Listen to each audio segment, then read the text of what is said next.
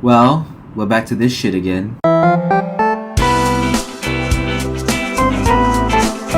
Hi, hello, ni hao. I'm Margar Judo. Welcome back to another video. Today I'm going to be talking about climate activism and how it actually promotes colonialism, green colonialism, and eco-authoritarianism. Now, to draw a difference between climate change and climate alarmism, climate change is happening. It's without a doubt, it's happening. Climate alarmism, it's more of how humans react to climate change, which is in a very apocalyptic way of the sky is gonna fall down and the earth is gonna like the oceans are gonna boil away and shit. You've heard countless numerous articles of legacy media talking about how basically overall headlines saying this: if you don't stop using fossil fuels within 5 to 10 years, we/Earth is fucked. Now, like I just said, this kind of thinking is very apocalyptic, and this is not a way to deal with climate change. But it has stirred up so much fear in the eyes of the people that many people, such as the Extinction Rebellion and Gen Zers, are somehow being kept up at night for fear of climate change. They're so scared of climate change to the point where they can't even sleep. And not only that, they're advocating for very bad ways of trying to cut climate change by just literally saying stop fossil fuels, which is a very horrible thing, because the thing is that literally everything and literally every other sector of the economy of every country's economy is literally dependent on or a large percentage of their power comes from fossil fuels. When you remove the fossil fuels, you're literally kicking out the pillars of a country's economy. Now, don't forget, the Extinction Rebellion and these climate activists' goal is to stop the use of fossil fuels. They want to stop the use of fossil fuels by any means.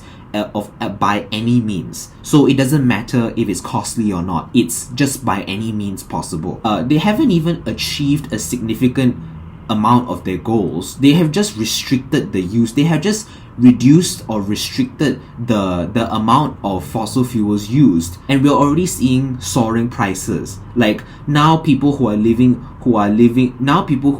comfortably are now living paycheck to paycheck, which brings me to green colonialism, because this will affect the poor. Now, a lot of poor nations rely on fossil fuels, and many of them do rely on fossil fuels. The richer Africans become, the more they'll start to care about the environment. It may seem contradictory, but that's how it works. It's just how it works. So for example, when you have industries that are powered by fossil fuels, what happens is that farmers move to the cities. When these farmers let go of their farms, what happens is that the farms just return back to nature. Now, second of all, when people begin to become more affluent, they begin to care more about social issues. So for example, LGBTQ. So the reason why LGBTQ is which I would say is a first world problem. People in the third world don't give a shit about LGBTQ people. They are very religious, but also when you try to talk to them about it, they don't care, because they are living in extreme poverty.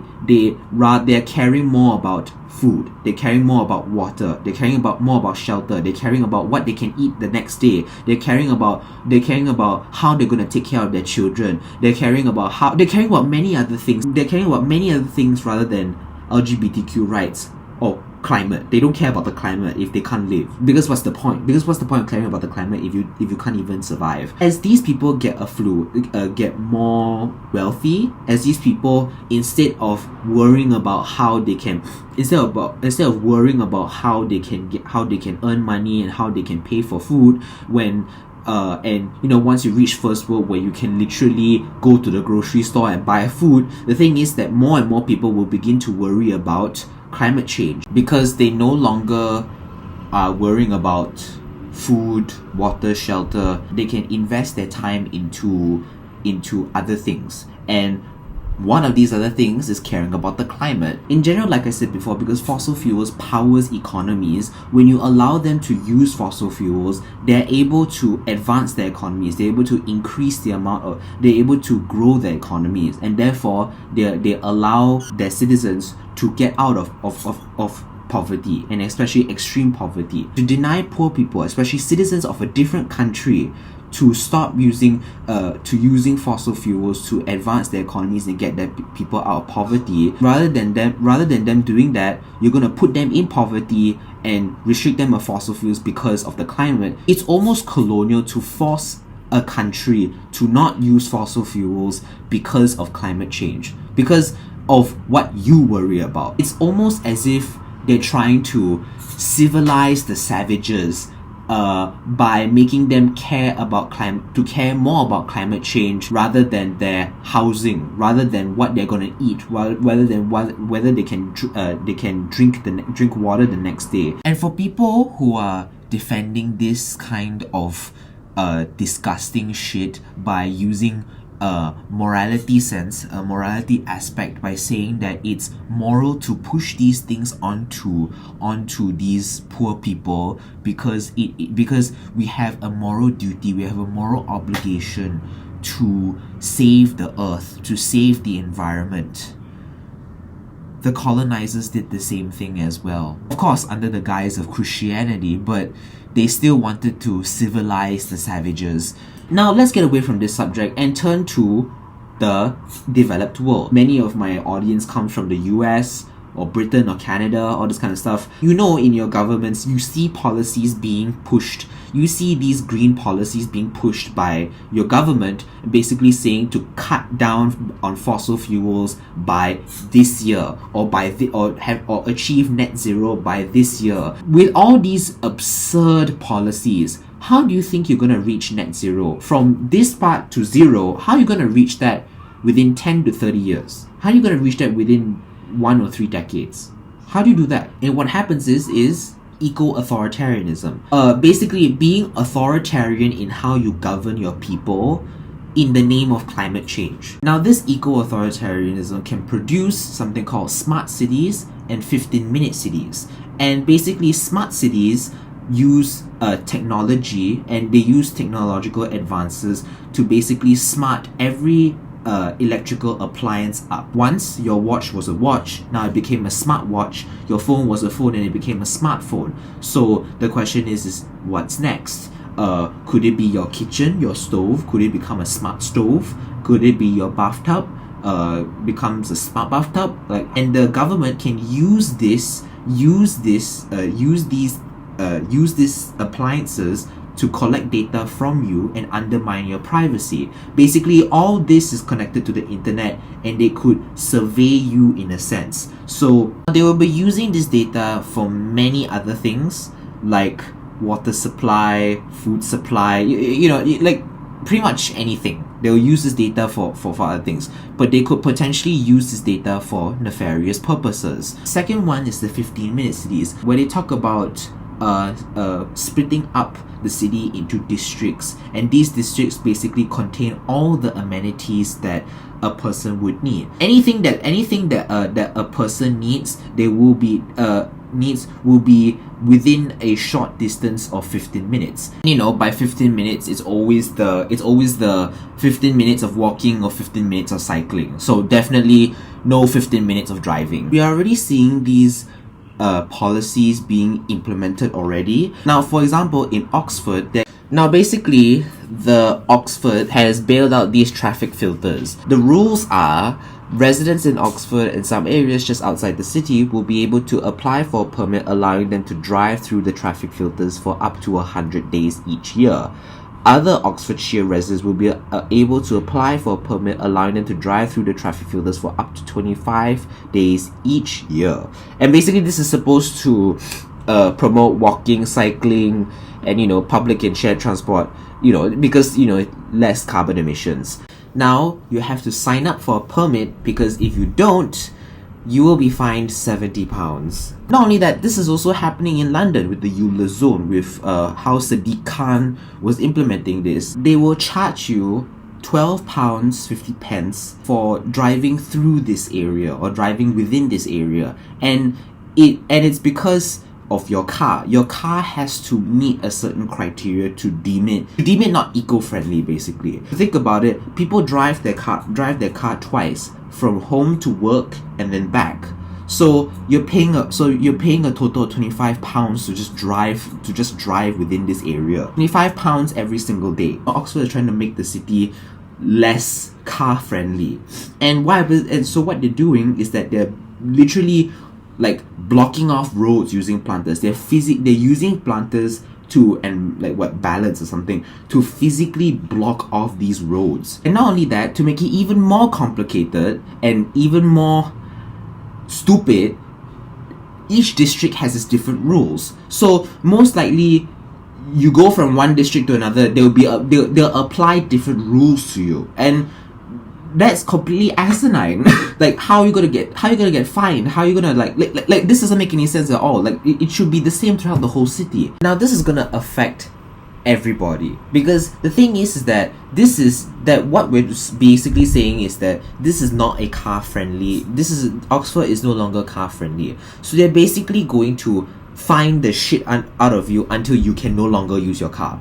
And this is going to impact everyone differently, but this is going to impact the poor the most. And the thing is that for those diesel petrol cars will be charged £10 every time they pass through the ZEZ zone. You have to check your vehicle weekly to check whether you have been fined this, and if you don't do it religiously, you could be fined £60. And if you don't do it within like a certain amount of days, you can be fined like £90 or actually go to jail and shit. Because now you are limiting so many people to a few roads, you have made traffic congestion worse, because now you're blocking off a bunch of roads. You have also caused businesses to shut down. Numerous amount of businesses have shut down because many of your customers in nature would definitely would come from different parts of Oxford, so that would be different districts. And like I said, when you pass through a district after a certain amount of times, you begin to be charged money. So basically, you are limiting these businesses to grow, and therefore these businesses will have to shut down. It's also ableist as well, because, for example, what happens to the elderly? They have to get from one place to another. They can't drive no more. They have to walk. They have to go and cycle, which many of them can't really do anymore. For disabled people, yeah, they can wheel around everywhere, but it's going to be tiring, isn't it? Delivery drivers who have to deliver goods on time, when they get stuck on these congested roads, what they're going to do? Also ambulances. You are blocking off roads using these bollards and planters. You're physically decreasing the survival rate of these patients who are in these ambulance cars. Now there's also other eco-authoritarian rules. For example, the Dutch farmers protest, which was protesting the halving of all farmers, saying that these farmers need to go because of a nitrogen crisis, which I would say that's kind of stupid. There's no such thing as a nitrogen crisis. There's nitrogen everywhere. Now, trying to get rid of the farmers is basically a way to start the initiative of Tri-State City. It's about building this gigantic mega city in like 4 countries. Now basically what they're trying to do is turn Benelux and parts of Germany into a gigantic megacity to basically fight with other megacities, especially Chinese megacities, to compete for foreign talent. Now don't forget, there's also carbon tax as well. Now they're already rolling out these things. The question is what's next?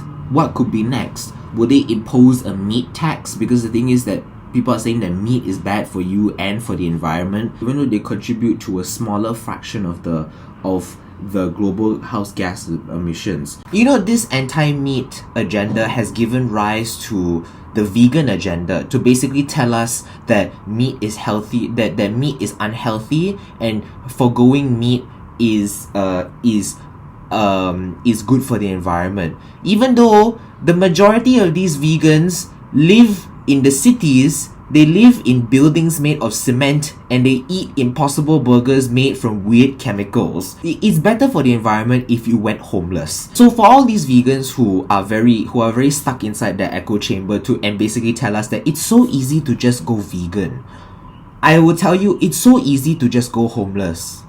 Is there going to be a breath tax? They're gonna measure the volume of CO2 that you put into the air over the course of a month through breathing. Is there going to be a child tax? Because every time you produce a child, you're contributing to climate change. This kind of misanthropic policy. How far are they gonna go with this kind of with these policies to stop carbon emissions? All in all, this is a chance for people who are already in power to basically use their power and basically abuse their power and take control of the people. I find it hard to believe that the Oxford Council is this stubborn to put in 15-minute city, to put in the traffic tax first before it creates the amenities as what these 15-minute cities are described. Because if people have to go out of your 15-minute cities to get your amenities, then you're not doing this correctly. Your head is in your arse. Okay, so in general, the WEF and the climate activists who are using the climate as a way to try and take power over the poor people is almost colonial in a certain sense. Like I said before, you need fossil fuels to let these people grow. And of course, these rich people in power don't want these people to grow. They want them to stay poor. So that's why the WEF is trying to go with these smart cities. They're already implementing these smart cities in the poor in these poor nations. Like, the thing is that you want to have a sustainable future, okay, but it cannot be achieved by 2030. It's almost impossible to do this. And if you want to do this is going to happen. Authoritarianism, stripping away of our freedoms and taxing the shit out of us. Right, so this is like before the French Revolution all over again. Because climate alarmism is not happening. The world is not going to end in 5 to 10 years. The Earth is going to end 5 billion years from now when our oceans boil off and our sun envelops us in its fiery hug. We're not gonna die anytime soon. They're gonna come up with carbon budgets and like promoting impossible meat, lab cultured meat, which I sincerely do not believe is actually real meat. Insects, they're trying to force you to eat insects. Like, how far do you want this to go? How far do you want to push this climate alarmism? Because you're putting fear in the eyes of children. I've never seen a bigger problem with Gen Z than climate alarmism, where they tell us so many where they drill it into our heads that the world is gonna end, the world is about to die. Like calm your tits. It's not gonna happen. What we crucially need is innovation. We can discover new fuels, invent new synthetic fuels to power our cities, to continue living the way of life that we continue to live. But the thing is that they don't want to do that. And the thing is that we already have found a new source of energy, which is nuclear energy, which is quite clean. This amount is all you need. This amount of uranium is all you need to power your whole life. This is one life of energy in a jar. But they don't want to use that for some weird reason. They don't want hydro energy because it destroys the environment and dams up all this kind of stuff. They want to support wind energy and solar energy, but these are not reliable sources of energy at all. So what are they doing? They're just restricting fossil fuels, and many people in Europe are going to die of cold because, especially the poor, because they can't afford the high prices of this energy to basically heat their homes. And that's the issue of this all. Rushing into a problem, trying to formulate a solution haphazardly and just doing it.